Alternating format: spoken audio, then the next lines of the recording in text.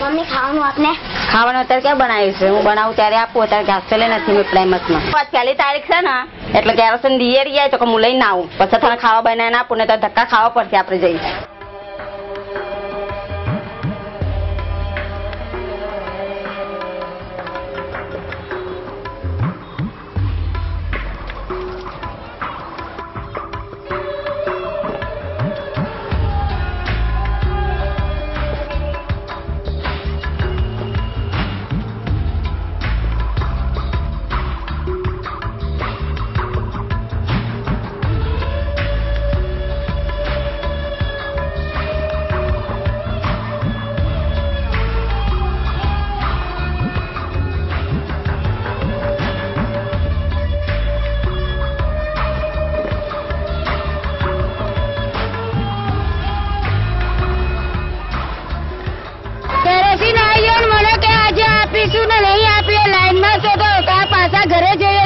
બંધ કરીને જતો રહ્યો કે મુઓ કેમ મરી જાય છે, કે કઈ નક્કી જ નથી હોતું, કે સરકારનો કઈ કેમે નથી હોતો છે, ક્યાં જાય છે ક્યાં નથી જતો. અમે ટાઈમ સર આવીને ઉભા રહી છે તો લાઈનમાં ઉભા છે.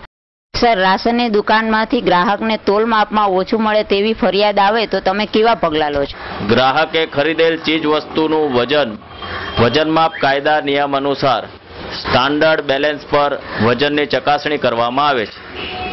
આ ચકાસણીમાં જો વજનનો જથ્થો ઓછો જણાઈ આવે તો દુકાનદાર સામે વજન માપ કાયદાની કલમ 39(2) ભંગ બદલ કાયદેસરની કાર્યવાહી કરવામાં આવે છે.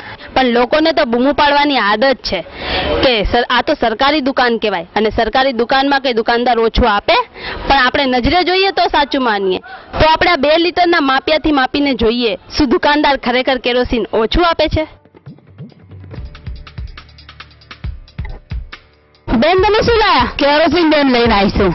માપી જોઉં ને? હા, માપી લો બેન. જસલાબેન, ડબલું લઈને આવો. મારો ગુનો હોય તો મારું નામ લખજો, ને એનો ગુનો તો એનું નામ લખજો, દુકાનવાળાનું.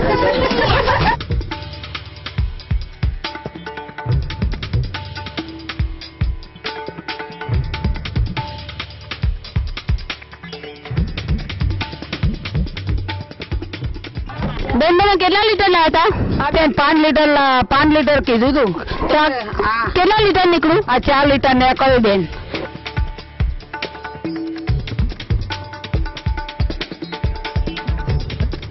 આ તમે કેરોસીન કેટલા લીટર લાયા હતા?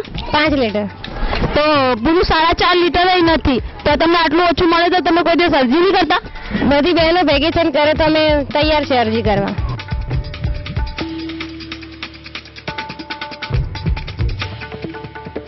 अला तुम कितने लीटर के तुमने पैसे दिए थे दुकान वालों को? 5 लीटर के. और तुम्हारा कितना लीटर मिला? 4 लीटर. ભાઈ, રાશનની દુકાનમાંથી જે તમે કેરોસીન આપો છો તો લોકો એવું માને છે કે તે ઓછું હોય છે, આનું કારણ શું?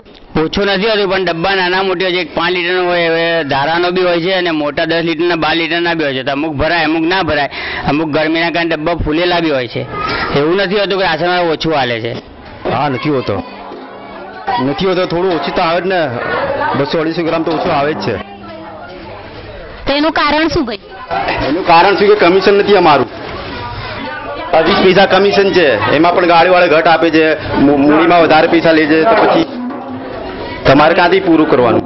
ખરેખર દુકાનદાર કેરોસીન 1 લીટર ઓછું જ આપે છે. જો દુકાનદાર બધા જ ગ્રાહકોને 1 લીટર કેરોસીન ઓછું આપતો હોય તો દુકાનદાર પાસે કેટલું કેરોસીન બચે, અને આ બચેલું કેરોસીન ક્યાં જાય છે તે તો આપણને ખબર જ છે. તો પણ આપણે અરજી કરવામાં અચકાઈએ છીએ, અને આ અચકામણનો ફાયદો સીધો